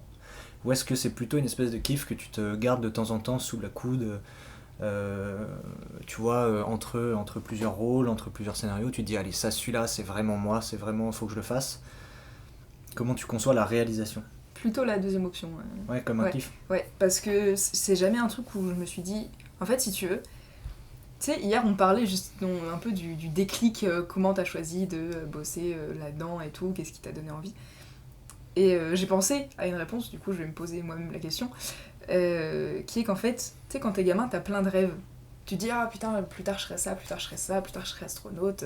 Moi quand j'étais en primaire je me disais ah plus tard je serai chanteuse, plus tard je serai une grande architecte, plus tard je serai une grande cuisinière, plus tard je serai actrice, tu vois. Puis alors, grande architecte, quand j'ai vu qu'il fallait faire des années d'études, j'ai abandonné. Chanteuse, quand j'ai essayé de chanter, j'ai abandonné. Et cuisine, on va même pas en parler. Donc en fait, le seul rêve qui est resté, c'est vraiment de jouer, de faire du cinéma. Et plus sérieusement, c'est vraiment le seul rêve, tu vois, que j'ai gardé et que j'ai jamais abandonné. Où je me suis jamais dit, bon non, ça c'est pas réalisable. C'est vraiment un truc auquel j'ai toujours cru, si tu veux. Je me suis toujours dit... Un jour ce sera ça, un jour ce sera ça, et je vais m'en donner les moyens. Et du coup, c'est l'heure qui tourne, c'est ça ? Oui. Du coup, voilà, donc c'est vraiment plus le jeu et puis le scénario, parce que j'adore les histoires. Mais c'est vrai que la réalisation, ça a jamais fait partie de ces rêves-là où je me suis dit un jour je réaliserai des films. Pas vraiment. Et en fait, c'est plus quelque chose auquel je me suis ouvert à force au fur et à mesure. Pour Over Folsom, j'en ai fait, et je serais pas contre en refaire. voire même je serais contente d'en refaire, mais c'est pas mon premier objectif, quoi. Ouais. Pas du tout. Puis cuisinière, je rappelle que t'as mis une casserole dans un micro-ondes. Oui, Donc, voilà. Donc du coup, déjà, de toute façon, c'est foiré à la base. Mieux vaut rester sur du cinéma, il y a quand même plus de chances que ça fonctionne. j'ai plus de chances de survie, on va dire. On va aborder du coup vraiment l'actrice maintenant. Ouais. Qu'est-ce que tu différencies entre le jeu du théâtre et le jeu du cinéma ? C'est une question que j'ai posée à Azad. Ouais, je me rappelle. Qu'est-ce que ça fait en fait d'être actrice sur ces deux pans finalement ? Et ben malheureusement, théâtre, ça fait quand même un moment que j'ai pas pu. Parce qu'il y a une espèce de gros connard qui s'appelle le Covid. Ouais, exactement. En fait, je sais pas si t'as entendu, mais il y a une pandémie mondiale. Non, moi je vis enfermé. D'accord. Et puis en fait, c'est pas pratique. Moi je vis enfermé. On peut pas avoir de contact avec les gens, donc forcément pour jouer Ok. sur un plateau avec les gens, c'est compliqué. Non, les tournages sont encore autorisés, donc récemment on a pu faire la track dans le Un western court-métrage, réalisé un western, par, ouais, un réalisé western par réalisé Thibaut par Darlan. Thibaut. Donc voilà, donc un western dans lequel j'ai joué. Donc là, j'ai pu jouer devant la caméra. J'ai vraiment aimé. Mais théâtre, c'est vrai que ça fait un moment. Donc voilà, ça me manque un peu, j'avoue. Mais sinon, pour revenir vraiment sur les différences... Si tu en trouves. Hein. Bah, il y en a forcément. Le ressenti est pas le même dans tous les cas. Parce que au théâtre, si je repense, ça fait un moment que j'en ai pas fait non plus de spectacle de théâtre, mine de rien. Mais en fait... je pense toujours à... La meilleure sensation, moi, que j'ai au théâtre, c'est vraiment celle qui est juste avant un spectacle. Souvent, tu passes la journée à préparer le spectacle pour le soir. Et je trouve que c'est vraiment les meilleurs moments, parce que c'est là où l'excitation, elle est la plus intense, si tu veux. Donc c'est là où tu profites encore plus. En plus, au théâtre, t'as quand même une troupe, tu vois, où vraiment on fonctionne tous ensemble, tout le temps. Alors qu'au cinéma, bah, des fois, tu peux jouer dans le même film que quelqu'un et ne pas du tout voir cette personne du tournage, tu vois. Ça peut arriver. Donc bon, après ça c'est encore autre chose, puis ça dépend des films. Mais voilà, au théâtre t'as vraiment la troupe, t'as vraiment le groupe, et puis surtout quand t'es sur le plateau devant un public, à chaque fois c'est unique. Alors qu'au cinéma c'est un peu le contraire, on va plutôt te demander, vu qu'on va refaire plusieurs fois la scène, d'être plutôt constant. Si la première prise est bonne, tu vois, on va dire bon bah t'essaies de faire la même chose à chaque fois pour chaque plan. Donc c'est plutôt, il faut vraiment être... régulier et constant au cinéma, alors qu'au théâtre ça va vraiment être, tu le vis sur le moment, quoi, et puis après c'est parti. Donc c'est beaucoup plus éphémère de toute façon le théâtre, parce que dans tous les cas quand tu vas voir un spectacle, le spectacle n'existe que sur le moment où tu vas le voir, tu vois, en tant que spectateur, alors que le film c'est un objet que tu peux revoir plusieurs fois et ce sera toujours le même. Donc un film, j'ai l'impression que un film ça survit plus longtemps si tu veux, et le théâtre c'est vachement plus éphémère, mais du coup ça influe aussi dans ton jeu. Et est-ce que du coup, au niveau des personnages, alors moi je te connais beaucoup plus au cinéma qu'au théâtre, hein, donc je vais plus aller dans ce sens-là, mais si tu as des apartés à faire sur le théâtre, ce sera avec plaisir. Mais est-ce que jouer des personnages très différents de ce que tu peux être dans la vie, ça t'apporte quelque chose ? Parce que en fait, mine de rien, les deux rôles les plus récents que tu as fait, c'était Anna dans le rôle d'Anna dans Dolos, et puis Rose sur la track. Bah, les deux seuls, en fait, les deux plus gros en tout cas que j'ai fait, c'était ça. Et je me dis, dans l'une, on a une tueuse multirécidiviste qui flingue tout le monde à coups de 9 mm Parabellum, et dans l'autre, c'est une chasseuse de primes, complètement antipathique. Non, justement, elle est pas antipathique au début. Ça, c'était sympa dans la track, c'est que du coup, je devais jouer dans le jeu. Tu vois, c'est ça qui était cool aussi et qui était nouveau, c'est que le personnage joue un rôle et puis son vrai visage est révélé à la fin. Je veux pas spoiler plus que ça. Mais ouais, déjà, donc ça c'était chouette. Et je sens venir la question, qu'est-ce que ça apporte de jouer des personnages différents ? Est-ce que tu... En fait, c'est parce que je me suis posé la question, si tu gardais un peu de ces personnages-là avec toi, est-ce qu'ils t'apportaient un truc ? Tu vois ? Ouais. Est-ce que c'était au point de, quand tu rentres dans un rôle, quand tu rentres dans un personnage sur le tournage, etc., le personnage... il te parasite, il devient un peu toi. Est-ce que tu t'es déjà retrouvé dans des situations, tu vois, avoir ton humeur changer, avoir ton comportement changer parce que t'étais beaucoup trop impliqué dans ce truc-là. À quel moment Églantine et le personnage s'imbriquent puis se séparent, s'il y a une séparation, tu vois. Et est-ce que cette séparation est complète ? Alors, moi j'aimerais beaucoup, ce que tu décris, tu vois, que vraiment le personnage, ils prennent tellement de toi que ça te parasite et tout.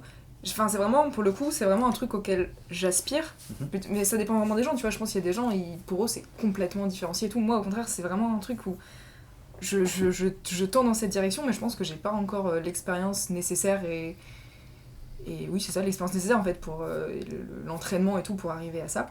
Mais c'est vraiment un truc qui, moi, me plairait à faire, tu vois, même si je sais qu'en fait, c'est difficile, mais de toute façon, être acteur, c'est quelque chose qui est difficile. On m'avait limite... Enfin, je me rappelle avoir parlé de quand j'étais en 3ème, tu sais, je faisais mon stage... j'ai fait mon stage en 3ème sur un tournage, vraiment, ça, c'était trop bien aussi.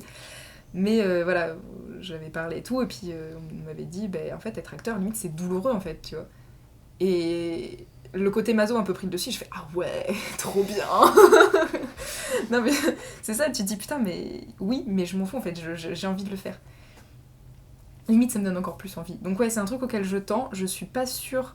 En fait j'essaye de me rappeler s'il y a eu des moments comme ça sur ces 2 tournages là où ça a pris à ce point, mais je crois pas, je me rappelle pas forcément. Genre Dolos, je pense que ça aurait plus... Tu vois, ça serait plus sur Dolos, tu vois, où j'aurais été un peu... J'aurais pris vachement, parce que Anna, c'est quand même des vénères, quoi, donc ça se prend assez facile, un peu plus facilement, je pense. Mais vu que ça date d'il y a longtemps, j'arrive pas vraiment à me rappeler, si ça se trouve, j'ai des anecdotes qui vont me revenir après. Mais sur la track, je crois pas. Ah, moi, j'ai senti ton comportement changer. Mais j'ai quand même, je sais, j'ai quand même mon comportement qui a changé, mais qui était pas forcément lié au personnage de Rose en elle-même, qui était tout simplement lié au fait de jouer. En fait, si tu veux, pour l'instant, au point où j'en suis aujourd'hui, je suis pas forcément influencée par les personnages au point que leurs sentiments ou leurs émotions influent les miennes. Par contre, le fait de jouer quelqu'un d'autre me permet de me libérer vachement plus. J'avais l'impression, tu vois, j'ai tendance, depuis quelques temps, je pense, à me renfermer un petit peu plus sur moi-même, tu vois, je l'étais pas forcément avant, mais bon, chacun évolue dans la vie. Et voilà, donc moi, je sais que j'ai un caractère, ces derniers temps, à être plutôt... voilà, je suis pas forcément très exubérante, on va dire. Et en fait, quand je joue, enfin quand je sais que quand on a passé la semaine de tournage de la track et que du coup je jouais tous les jours, et bien en fait, entre les prises, sur le tournage avec les gens et tout, je me sentais vachement plus libérée. Enfin tu vois, vraiment c'est cette liberté-là que tu peux avoir quand tu joues, elle influe quand même sur toi. Donc voilà, un peu entre les deux. Il y a quand même un changement ouais, quand je joue des personnages. Ça me fait une transition intéressante pour la grande question suivante, en fait, ce que tu dis de toi, parce que on a abordé plein d'aspects, scénario, jeu, cinéphilie, etc. Mais j'aimerais savoir si, parce que je pense que ça peut aider plein de gens, et puis ça peut même juste éclairer aussi certaines personnes, mais si on pouvait parler de ton rapport à la confiance et au fait de s'imposer, etc. Parce qu'il en faut aussi de la motivation pour pouvoir s'imposer et de la confiance. Et comment on construit ça quand du coup on a tendance à être un peu plus renfermé, peut-être plus discrète. Parce que du coup moi quand je disais que j'ai vu ton comportement changer, c'est parce que la confiance, j'ai vu des explosions de confiance sur les tournages. Et puis après, ça s'est redissipé. C'est pour ça que j'ai envie d'être en tournage tout le temps, en fait. Et que post-tournage, ça a souvent tendance à redescendre encore pire, limite, que ce que ça pouvait être avant. C'est une drogue, en fait, les tournages, c'est terrible. En fait, je vais pas... Enfin, du coup, je ne sais pas... je sais pas qui écoutera éventuellement et à qui ça pourrait servir, mais en fait... Il y aura 13 personnes. Je donnerai... Dans tous les cas, je pourrais pas donner de solutions miracles et de conseils, parce que déjà, moi-même, on peut le dire, hein, honnêtement, je manque de confiance en moi, hein, c'est certain. Et puis, comme c'est le cas d'énormément de gens, si ça peut rassurer les gens, vous n'êtes pas seul, c'est le cas de très très nombreuses personnes. Mais en tout cas, voilà, moi, j'en suis pas sortie, on va dire, de ça pour l'instant. Donc, je pourrais pas forcément donner de solution miracle pour sortir de ça. Par contre, je peux donner des tips, on va dire, pour tenir, parce que mine de rien, voilà. En ce moment, je pense qu'il y en a besoin aussi. Et le tips principal sera le plus déprimant, c'est que à partir du moment où vous êtes au plus bas, vous ne pouvez plus que remonter. Donc j'ai envie de dire, attendez, ça va être de pire en pire, et au bout d'un moment, ça pourra que remonter. Non, c'est un peu horrible à dire, mais c'est parfois l'impression que j'ai, c'est-à-dire que vraiment, surtout récemment, là, avec le contexte actuel, où on va peut-être être reconfiné pour la 3e fois, et ce que je te disais hier, premier confinement, j'ai commencé à être mal à la fin, deuxième confinement, j'ai commencé à être mal dès le début, troisième confinement n'a pas commencé, je suis déjà mal avant même qu'on le soit, à l'idée qu'on le soit, tu vois. Donc bon. On est mardi 26, alors je sais pas quand ça sortira, mais a priori mercredi 27. A priori demain on sera peut-être reconfiné. Si ça se trouve, ils vont l'annoncer et on l'aura dans le fion, quoi. Donc voilà. Donc y a un moment où vraiment j'ai l'impression d'être au plus bas, tu vois, enfin ces derniers jours, semaines et tout. Et à un moment je me suis dit mais en fait, limite j'ai plus rien à perdre, enfin entre guillemets, tu vois. Donc go se lancer, go prendre des risques. J'ai pas confiance en moi, bah tant pis, je le fais. Enfin, tu vois, il y a un moment où j'en ai presque plus rien à foutre, tu vois, où je me mets dans une humeur où je me dis, bon, plus rien à faire, je le fais, tu vois. Et c'est un espèce de détachement, on peut réussir à trouver une espèce de détachement. Moi, c'est comme ça, en tout cas, que voilà, là, récemment, j'ai parlé d'une idée à Baptiste, faudra que je t'en reparle aussi plus tard, mais tu vois, c'est vraiment ça. C'est-à-dire que ça, je l'aurais jamais fait il y a... C'est un court-métrage ? C'est une scène coupée, on va dire. Okay. Moi, je suis au courant d'autres choses, mais... Bon, on en reparlera plus tard. Ça, c'est privé, ça. Non, mais voilà, c'est vraiment, il y a un moment où je me suis dit, bah au pire, on te dit, bah j'aime pas, je veux pas le faire. Qu'est-ce que t'as à perdre, quoi, tu vois ? Ouais, il y a tellement de gens, tu trouveras forcément un mec qui veut bosser avec toi. C'est ça, donc en fait, il y a un moment où je me dis, bah tant pis. Tu vois, vraiment, il n'y a plus rien qui me retient de faire un truc, de prendre un risque et tout, tant pis on le fait. Et puis sinon, globalement, c'est se dire que, et ça je crois que c'était toi qui me l'avais dit, c'était que le vrai courage, c'était pas... Voilà, qu'est-ce que j'ai dit ? Ouais, qu'est-ce que j'ai pu dire ? Parce qu'en fait, si tu veux, et puis pour les gens qui écoutent, donc on a réalisé Overfolsom cet été, c'est vrai. Et sur Overfolsom, je sais que j'ai pas forcément été au top, justement parce que je me laissais bouffer un peu par ça, par le manque de confiance, par le stress, etc. Et moi j'ai tendance à dire que c'est juste aussi parce que le premier film que tu réalises, c'est un film où tu gères une équipe de 30 personnes que tu connais pas. Alors que... oui, forcément. Tu vois, t'as pas commencé avec le truc le plus simple. Normalement, on commence avec 4 mecs dans un garage. Ça compte.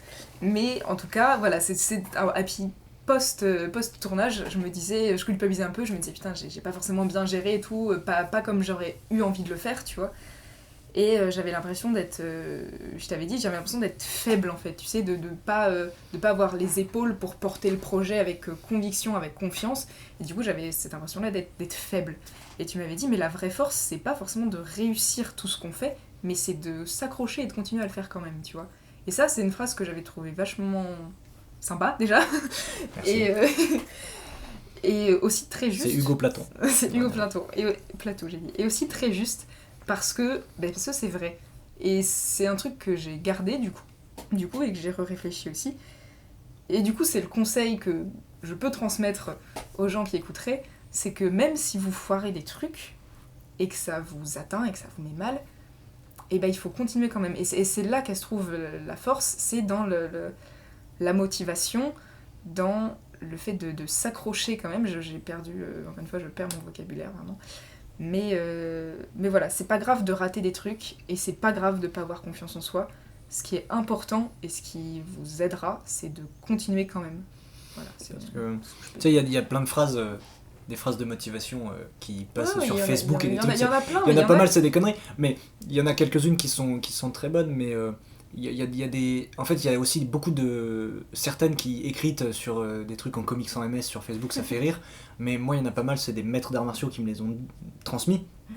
Et ça résonne pas pareil quand c'est un mec qui te met des branlées tous les jours résonne pas pareil, mais que quand c'est Facebook. Mais il y en a une que je reprendrai parce qu'elle est importante, c'est que tu sais, c'était perdre, c'est quand t'abandonnes à la première défaite, alors que gagner, c'est continuer de perdre jusqu'au moment où ça va fonctionner. C'est ça. Donc perdre, ça fait chier. On va pas dire t'inquiète, tu ne perds jamais, tu ne fais que gagner. Non, perdre ça fait chier, rater ça fait chier. Il y a toujours des déceptions. Mais comme disait Azad aussi dans son podcast, dans l'entretien qu'on avait fait, tu peux toujours faire mieux. Donc il faut continuer de se Et battre puis jusqu'à ce même que là, on parle ça fonctionne. on parle de cinéma, on parle de court-métrage et tout, mais ça Ah oui, s'applique c'est applicable, à tout, en fait. à tout, ouais. Ça s'applique à tout. Et le simple fait des fois de continuer à vivre, et bah c'est déjà ça en fait. Enfin tu vois, il y a des gens, je pense, pour les gens qui sont vraiment au plus bas, et bah la force elle est là, juste de s'accrocher, de continuer, et malgré tous les malheurs qui peuvent arriver à quelqu'un, et bah de continuer à avancer, c'est déjà une force énorme quoi. Donc bravo à tous les gens qui font ça, parce que vous le méritez. Est-ce que ça te dit qu'on détend l'atmosphère avec un petit jeu? Allez, ça va être le questionnaire du cercle. C'est ça, questionnaire vraiment du médiocre. cercle. Question pas très simple, mais réponse simple. C'est parti. Un film qui t'a donné envie de faire du cinéma? Je peux en dire 2? Allez, tu peux en dire 2. Je sais pas, parce qu'en fait, non mais c'est parce que j'aime bien les films, c'est les films pour enfants, tu vois, enfant, t'as des films qui me donnent envie de te raconter l'histoire. Moi c'était E.T. et Édouard aux mains d'argent. Ok. Un film que tu adores en secret? Je sais que t'es plus série que film, donc ça peut être des séries, hein, mais si jamais tu veux répondre une série à une des questions, tu peux tout à fait le faire. Je peux dire que j'ai aimé les 2 derniers épisodes de Gossip Girl. Allez, Gossip Girl, c'est validé. Parce que ça, c'est vraiment C'est suffisamment honteux C'est pour que ça voilà, rentre c'est ça. dans la case. Le film récent qui t'a fait le plus de bien? Bah, c'est que ça fait quand même un moment qu'on n'a pas pu aller au cinéma. Bah, en vrai, le dernier film que j'ai regardé, il y a 2 jours, c'était Bad Times Bad El Royale, Time là. at El Royale, ouais. Je sais plus comment c'est en français. Et bah j'ai bien aimé. Sale temps à l'hôtel El Royale. L'hôtel El Royale. Voilà. Et ben ça, j'ai bien aimé. Un acteur ou une actrice qui te fait aller au cinéma, mais pas pour le film, entre parenthèses, pour des raisons sexuelles. D'ailleurs, si vous n'avez pas écouté les podcasts d'avant, allez écouter, parce que les réponses sont vraiment incroyables. J'ai dit quoi la semaine dernière? J'ai dit Zendaya. Ben il y en a beaucoup, parce que quand même, globalement, les acteurs sont beaux. Ouais, mais est-ce qu'il y en a un ou une? On peut rester sur Zendaya, hein, c'est un... Ah ouais, parce que quand même. Zendaya. Alors. Un film dans lequel tu aimerais vivre? Je pense un film de Tim Burton. Ah ouais? Ouais. J'aimais trop l'univers quand j'étais gamine, je voulais vraiment... Enfin, je sais pas, ça me faisait kiffer. Je saurais pas lequel citer. Un film de Tim Burton? Un film de Tim Burton. Qu'est-ce que tu aimerais voir plus souvent au cinéma? Des trucs qui me donnent de l'espoir, parce qu'en ce moment, on en manque. De l'espoir, très bien. Un film à envoyer dans l'espace pour présenter l'humanité aux aliens? Premier contact. Ok. Ouais, ça leur donne... C'est très optimiste. C'est évident, mais bah oui, mais justement, comme ça, ils voient qu'on est gentil. sauf la Chine. Mais c'est un film américain, donc forcément... Sauf la Chine.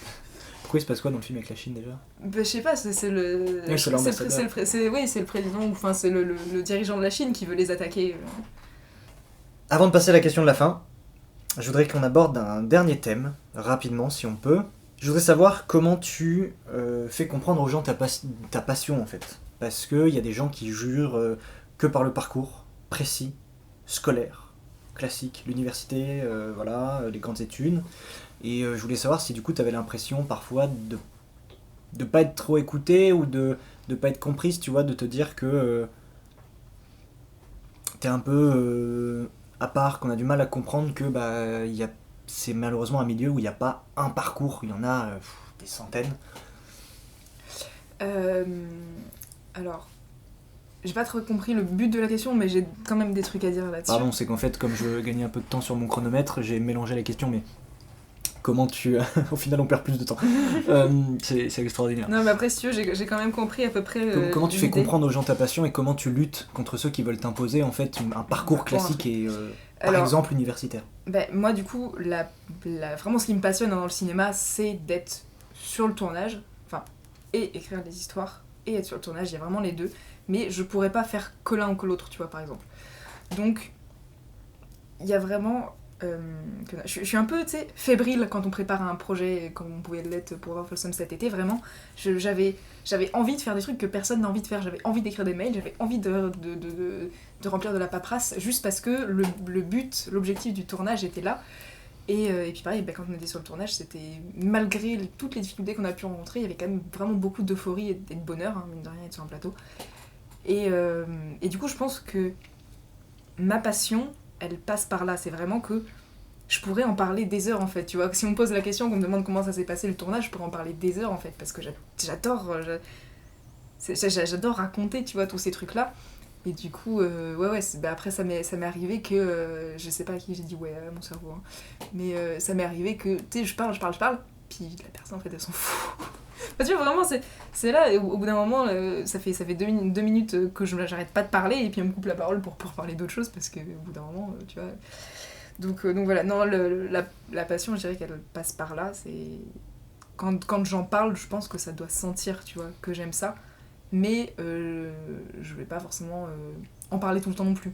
C'est vraiment juste, on va me poser une question et je vais en parler, mais voilà. Et puis après, les gens qui veulent imposer un parcours, en tout cas qui pensent qu'il n'y a qu'une seule façon de réussir dans ce milieu, j'ai envie de leur dire qu'ils ont tort. Parce qu'il suffit de regarder les gens qui travaillent dans le milieu pour voir que tout le monde a un parcours différent, qu'il y a autant de gens qui travaillent dans le cinéma, qui ont fait des études pour ça, que de gens qui n'en ont pas fait. Je dirais même qu'il y en a peut-être moins qui ont fait des études pour ça que de gens qui n'en ont pas fait, tu vois. Je sais pas, mais quand tu regardes, il y a tellement de gens qui se retrouvent là un peu par hasard, tu sais, ils ont fait tel parcours, puis ça les a menés vers tel truc, puis en fait ils se sont retrouvés là-dedans. Moi je me souviens d'un régisseur que je connaissais, je donnerai pas son nom parce que c'est cousin de quelqu'un de très très très connu, mais à la base lui il était dans la restauration, et ça, du jour au lendemain il a fait fuck et il est régisseur général. Même tu regardes les gens qui sont avec nous dans l'assaut, t'en as plein qui ont fait des parcours d'études différents, enfin tu vois, avant de venir étudier le cinéma. Donc voilà, je pense que c'est vraiment des trucs qui... Ça peut être un truc qui se prépare comme un truc qui se prépare pas, d'entrer dans le cinéma. Et pour ma part, vu que ça fait quand même longtemps que je veux le faire, le parcours universitaire, comme je l'ai dit, moi ce qui m'intéresse c'est écrire et être sur les tournages. Donc le parcours universitaire, très bien pour apprendre de nouvelles choses, pour la culture, mais mine de rien, il n'y a pas que la culture qui m'ouvrira des portes professionnelles. Et il faut faire, il faut pratiquer, et je pense que pour ce milieu-là, si t'as pas fait une très grande école, tu vois, parce qu'éventuellement si t'as fait Louis Lumière, que t'as été le meilleur de ta promo en tant que technicien et tout, oui, tu peux choper forcément du boulot après, tu vois. Mais, c'est-à-dire si t'es en art du spectacle à Poitiers, c'est pas avec ta licence ou même avec un master que tu vas choper du boulot. Donc, alors peut-être quelques contacts qui te donneront du boulot, ça c'est possible, mais des contacts qui donneront du boulot, tu peux en choper de plein de manières. Et pour moi, sur un cursus universitaire, c'est vraiment un truc ça finit par me déprimer en fait à force, tu vois, parce que ce dont j'ai besoin c'est de faire des trucs concrets, c'est d'être sur le plateau. Donc, ouais, bosser, faire des projets, se donner à fond et faire du mieux qu'on peut en fait, tout simplement, et tout faire pour que ça marche, et ben ça peut aussi ouvrir des portes, quoi. Parce que quand t'es sur un tournage, tu rencontres des gens, tu rencontres parfois des professionnels du milieu, donc bah, ça peut t'aider. Tu prends conscience aussi de comment ça marche. Donc mine de rien, sur un CV, si on voit que t'as fait que art du spectacle, mais qu'à côté, t'as fait 3 courts-métrages qui ont reçu des récompenses au festival, etc., ça compte aussi, quoi, tu vois. Donc, non, il n'y a pas que les études, et dans tous les cas, à mon avis, il n'y aura jamais que les études qui te permettront de bien bosser. En tout cas, dans ce domaine-là. Dans ce domaine-là, oui. Ok. Bon, merci, parce que c'était important, c'était une question que je voulais vraiment aborder. Parce que je pense que là, pour le coup, je prends pas trop de... Enfin, je m'avance pas trop si je dis qu'on est beaucoup à être confronté par moments à ce genre de regard ou à ce genre de réflexion, il faut que t'aies quand même le diplôme, le truc, et tu dis bah ouais mais le diplôme c'est bien gentil, c'est un bout de papier, mais si arrivé sur le tournage je sais pas différencier un câble jack d'un XLR ou d'un truc, enfin il y a un moment donné où on va forcément me dire bah t'es bien gentil mais tu peux rentrer chez toi parce que tu nous es pas utile. C'est ça. Et quand on va rentrer sur le monde professionnel, mine de rien, un tournage, c'est limité dans le temps, parce que plus ça dure, plus tu prends du retard, plus ça coûte cher.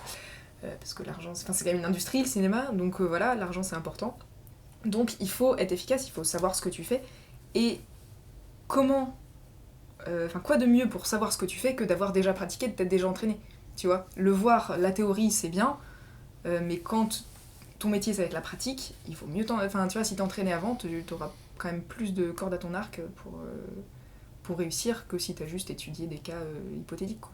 Bah, c'est vrai que moi, des techniciens que j'avais rencontrés sur des tournages pro, hein, du coup, pas sur les nôtres, mais sur des tournages pro, ils m'avaient dit de toute façon, si tu veux venir à l'essai, entre guillemets, c'est-à-dire que si un jour t'es pris, si on te dit de faire A et que tu fais A, tu restes. Si on dit de faire A et que tu fais B, Tu ciao. pas, c'est ça. Et voilà. Et du coup, c'est en pratiquant que t'as plus de chances de faire A quand on te dit de faire A, plutôt que d'arriver et puis de te dire oui, mais alors là, je suis pas chaud. C'est comme, tu sais, je reprends l'anecdote de ce que nous a raconté. Encore une fois, ça marche que pour... Enfin, ça marche vraiment pour des métiers très... Voilà, pour le cinéma, pour des métiers artistiques. Voilà, effectivement, ça fait vraiment partie. Après, il y a plein ne vous lancez pas dans l'architecture sans études d'architecture, je pense que c'est chaud. Ne vous lancez pas dans je reprends pour finir cette grande question. Dans la cuisine, si vous mettez des casseroles. Pour finir cette grande question-là, je reprends juste une anecdote de Dorine Bourino, qui était une de nos enseignantes, qui fait de la médiation culturelle cinématographique, puis qui a été régisseuse de cinéma. Tu te souviens qu'il nous avait raconté l'histoire d'un gars qu'elle avait pris... le truc de maquillage. Voilà, qu'elle avait pris à l'essai. Elle lui avait confié un truc de glace, une glace Mac, une glace maquillage, donc avec les glaces qu'on peut voir avec toutes les ampoules qui valent une fortune. Il avait juste une mission, c'était de pas la casser. Il l'a cassée. Jamais revu. On sait pas ce qu'il est devenu, mais a priori elle nous a dit, je peux vous assurer que personne ne m'a jamais rappelé. Bon. C'est pas grave, c'est comme ça. Mais ok, donc la pratique et pas un parcours unique. On arrive à la question de la fin. Ouais.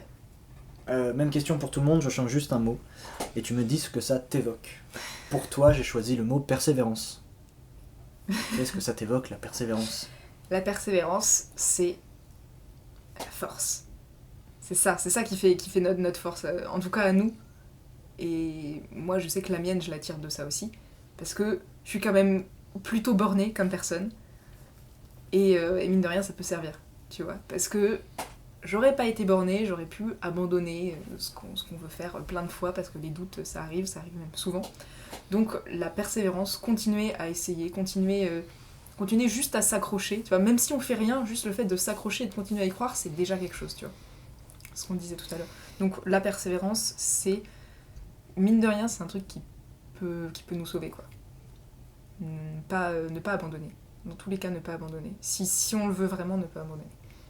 Il y a une personne assez proche de nous qui m'a dit hier soir encore par message, c'est tout frais, qui m'a dit qu'elle avait hésité à tout abandonner à cause de la situation, mais que ce qui l'avait maintenu, c'était les projets qui arrivaient pour 2021. Donc voilà, si elle m'écoute, elle se reconnaîtra, et je lui envoie tout mon amour et toute mon admiration, parce que c'est quelqu'un qui travaille bien et qui a un grand avenir à mon avis dans ce milieu-là. Et voilà, faire des projets pour ne pas abandonner, ça maintient l'esprit aussi. Tu as toute mon admiration et tout mon soutien également. On passe à la conclusion, la grande partie 3. Petite question vite fait, parce que j'aime bien la poser. Je l'ai piquée à Mouloud Achour, celle-ci. Merci Mouloud. Lui il parle de click, moi je parle de Kipitch. C'est quoi Kipitch pour toi ? Kipitch pour moi, c'est, mine de rien, c'est une responsabilité. Parce que j'en suis la coprésidente avec toi, Hugo. Donc, avant toute chose, avant de s'éclater, parce que c'est ça aussi, c'est aussi une responsabilité et quelque chose sur lequel je dois quand même être sérieuse, tu vois. Même si je m'amuse énormément avec Kipitch, pour moi il y a vraiment du sérieux à avoir, de la rigueur et du coup de la persévérance pour qu'on continue à bien travailler, pour qu'on continue à mieux travailler et à aller loin.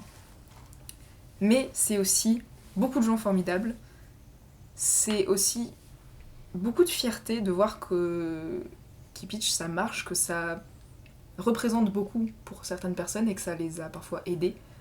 Donc ça c'est vraiment beaucoup de fierté aussi. Et puis même beaucoup de fierté d'être entouré de toutes ces personnes formidables. Ça c'est évident.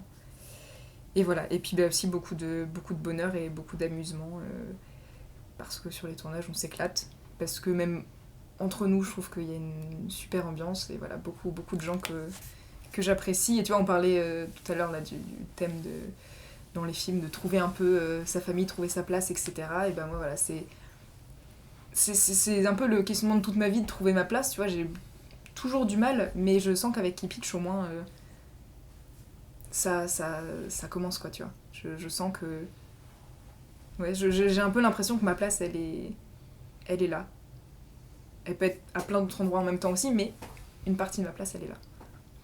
Et enfin, est-ce que tu as des petites recommandations culturelles, cinématographiques ? Ça peut être n'importe quoi en ce moment. Un truc parce que de toute façon, on n'a rien d'autre à foutre que de regarder des films, des séries, des documentaires, de lire des livres, en fait, de se cultiver, hein, parce que dans un monde où on a banni la culture, la seule chose qui nous reste pour passer le temps, c'est la culture. C'est quand même un beau paradoxe. C'est dommage, hein.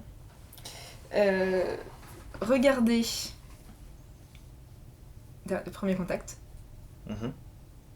Regardez Darjeeling. J'ai pas beaucoup de... pas très original. Qu'est-ce que j'ai regardé récemment ? Alors, complètement rien à voir avec... même avec le cinéma. Hein. Regardez Avatar, le dernier maître de l'air. Pas le film de Shyamalan. Le dessin animé. C'est incroyable. Vraiment, c'est incroyable. Je te jure, vraiment, j'ai regardé ça, je me suis dit, c'est trop bien. Donc voilà, regardez ça, c'est cool. Regardez des trucs qui vous font plaisir. Faites-vous kiffer. Et regardez des trucs que vous connaissez pas. Voilà. Faut éveiller la curiosité et pas s'arrêter à des a priori et tout. Testez des trucs. Regardez des trucs que vous connaissez absolument pas. Regardez des films slovaques des années 50. Voilà. Tester des trucs. Moi c'est compliqué parce que je fais des recos à chaque fois. Non, c'est pas une reco, mais c'est recommandation / hommage, mais un bon moment de Kian Kojandi, parce que déjà ça me fait... Je les vois plusieurs fois chacun et c'est très motivant et très inspirant. Et c'est aussi, je me suis dit, putain, il parle avec ses potes de choses qui l'inspirent, donc pourquoi pas faire la même chose, même si nous, on aura 15 personnes qui vont nous écouter. Mais je voulais quand même... Merci à ces 15 personnes, et j'espère que ça vous a plu. Si vous êtes 15, mettez tous un pouce bleu, et comme ça, on aura 100%. Non mais, tu vois, de se dire... de se dire, on va parler avec des potes juste de la création et de ce qu'on aime et de ce qu'on aime faire. Donc voilà, merci à Kian, et puis... Non, sinon j'ai pas d'autres recos. À part WandaVision, peut-être, parce que c'est un gros délire et qu'ils vont peut-être commencer à... Marvel va peut-être commencer à faire des choses intéressantes au bout de 13 ans. Donc c'est bienvenu. Regardez la chaîne de Brigitte Lecordier aussi. Oui, elle est vraiment sympathique, cette dame. Brigitte, on l'aime énormément, c'est une amie. Brigitte, et pour le coup, c'est pas une vanne. Donc, Brigitte, si tu écoutes, on t'aime, on a hâte de te revoir. Voilà. Et bien, c'est un peu fini. C'est fini pour cette session de 4 épisodes. J'ai commencé avec des gens de chez Kipitch parce que pour moi, c'était aussi une manière d'avoir une petite zone de confort, d'avoir des gens que je connaissais très bien, avec lesquels je pouvais aborder des thèmes sur lesquels je voulais bien aussi, mais je veux dire, des thèmes que je voulais aborder avec eux. Donc, je sais pas... Quand cet épisode sort, c'est le dernier d'une première partie de 4 épisodes. Je ne sais pas quand arrivera la suite. J'espère pouvoir interviewer plein d'autres gens, pas forcément des gens de l'asso. Là, en écriture, j'en ai 2, un avec Benjamin Stéphane qui est photographe, et puis photographe de plateau aussi. On va aborder toutes ces questions-là, je pense, de cinéma et de photo. Et puis un autre avec Marius Krabal, qui est grand cinéphile, et puis surtout musicien, et sa connexion avec le cinéma, musicien-chanteur, et sa connexion avec le cinéma se fait de plus en plus sentir. Donc j'espère pouvoir faire ces épisodes-là, mais je ne sais pas ce que va donner question. J'espère pouvoir le recruter. Ouais, puis ça me permet d'aborder pas mal de thèmes. Les 4 premiers épisodes avec vous, j'étais aussi en confort, tu vois, parce que je vous connais très très bien, donc ça me permet de tester le format et puis de voir quelle gueule ça a. Donc on verra ce que ça deviendra. Écoute, Églantine, merci beaucoup d'être venue pour question, d'avoir accepté de te livrer sur tous ces trucs-là, même des trucs un peu perso. Tu boucles la boucle que j'ai commencé avec Baptiste. Et puis j'espère que ça t'a plu. Merci à tous d'avoir écouté ce podcast. N'hésitez pas à en parler, à le partager si ça vous a plu et à nous donner vos retours en commentaire. On se retrouve très vite. Ciao!